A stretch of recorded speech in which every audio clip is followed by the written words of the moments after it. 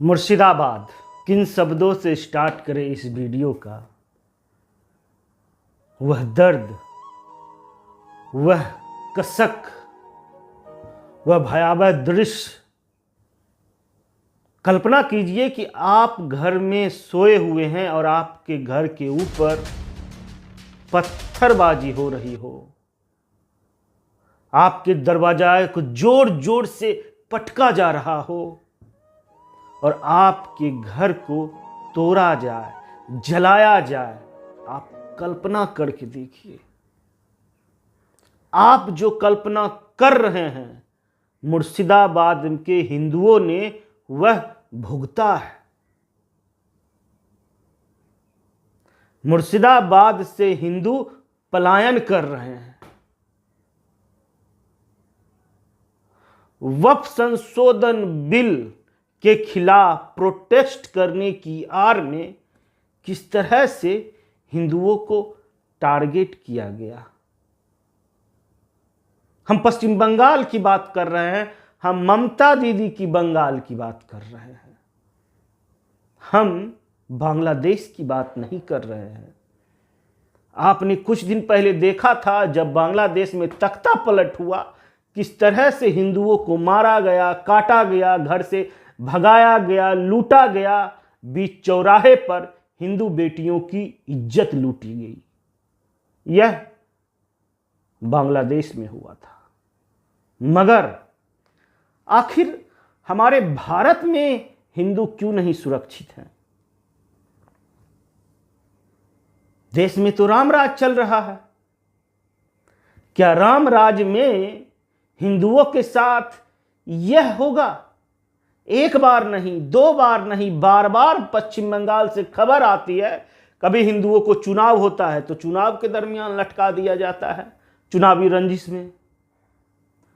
अब वक्फ बिल का बहाना है, आप प्रोटेस्ट करते हैं, संविधान को मानते हैं तो संविधान में प्रोटेस्ट करने की अपनी एक मर्यादा है। आप हिंदुओं का घर जलाइएगा, टारगेट कीजिएगा।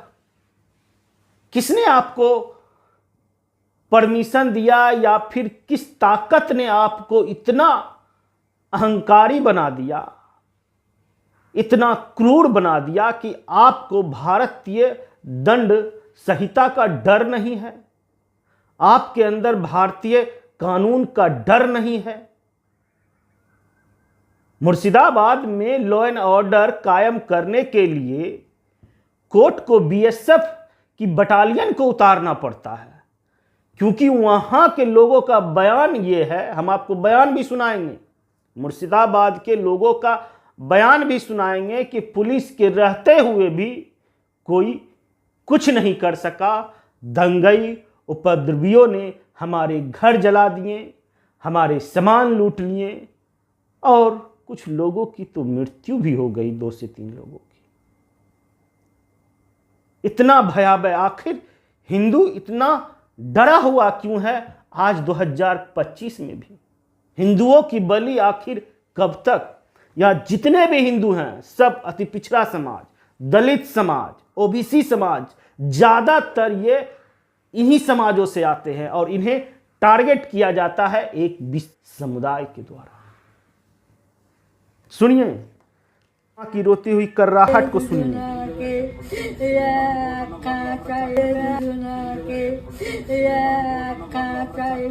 जिसका सब कुछ उजड़ जाता है ना,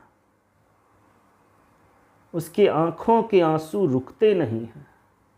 दर्द महसूस कीजिए, हिंदू है ना, दर्द महसूस कीजिए। मुर्शिदाबाद में हिंदुओं के साथ क्या हो रहा है। हम लोग राष्ट्रपति शासन चाहते हैं।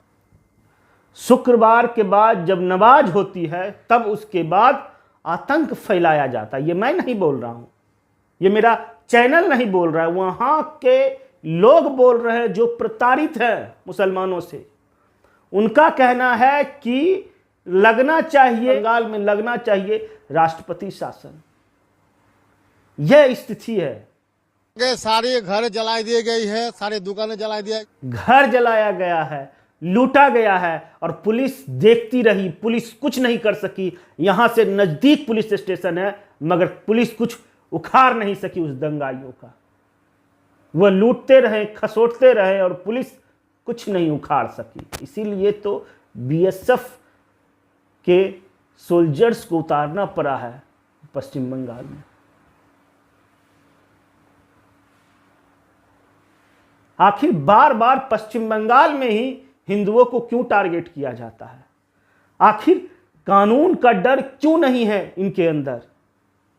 क्यों नहीं उनको डर लगता है कि अगर हम गलत करेंगे तो मुझे कानून सजा देगी, मुझे सरकार सजा देगी? यह डर कहीं ना कहीं नजर नहीं आता है, नगण्य नजर आता है कि डर है ही नहीं इन लोगों के अंदर, नहीं है डर। आप इस महिला का बयान सुनिए, लास्ट हम बयान आपको सुना रहे हैं। को सुरक्षा चाहिए और कुछ नहीं चाहिए। घुस घुस कर मारा है, मार काट किया है, घुस घुस के मारा है। इतनी हिम्मत कि आप वक्फ बोर्ड के लिए प्रोटेस्ट कर रहे थे ना। प्रोटेस्ट करने का एक तरीका होता है, संविधान में दिया हुआ है कि आप अपने लिए लड़ाई लड़ सकते हैं, मगर आप प्रोटेस्ट की आड़ में किसी एक धर्म विशेष को आप टारगेट कैसे बना सकते हैं? आपको सरकार से आपकी नाराजगी है कि आपको हिंदू धर्म से नाराजगी है? आपकी नाराजगी सरकार से है, वक्फ संशोधन बिल सरकार ने लाया। आपकी नाराजगी सरकार से होनी चाहिए, ना कि आप सड़क पर उतर के दूसरों के घर में घुसकर आगजनी कर दे। आप दूसरों के घर में घुस के उसके घर को लूट ले। आप दूसरों के घर में घुसकर किसी को जान से मार दे। प्रोटेस्ट करने का यह नियम तो हम कहीं नहीं देखे हैं। हक की लड़ाई के लिए इस तरह तो हम नहीं देखे हमारे भारत में होता है। इनका वीडियो देखिए, किस तरह से लोग पलायन कर रहे हैं। अपना घर द्वार छोड़ के लोग भाग रहे हैं ताकि वह जीवित रह सके। यह वीडियो देखिए, रात के अंधेरे में लोगों को घर से भागना पड़ा अपनी जान बचाने के लिए।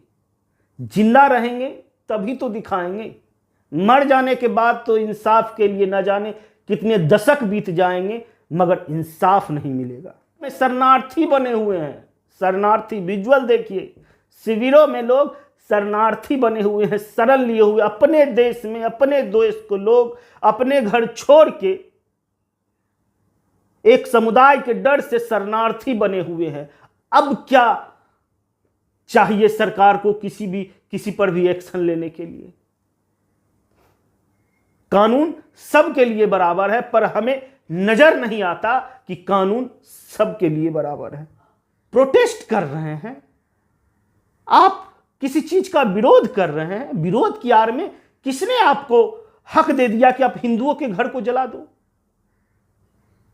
आप हिंदुओं के घर में आग लगा दो, इतना आतंक फैला दो कि हिंदू को घर छोड़ के भाग जाना पड़े, अपने देश में ही उन्हें शरणार्थी बन के जिंदगी जीना पड़े? यह हक किसने दिया है?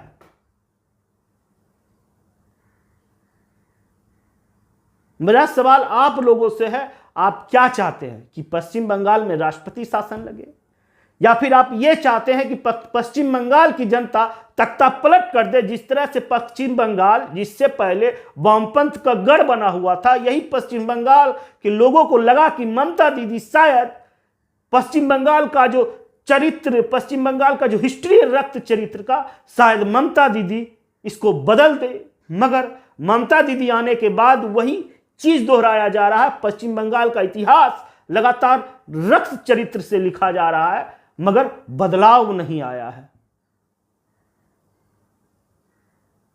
आप लोगों को क्या लगता है, पश्चिम बंगाल की जनता को दृढ़ संकल्प करके बदलाव करना चाहिए, या फिर मोदी जी को पश्चिम बंगाल में राष्ट्रपति शासन लगा देना चाहिए?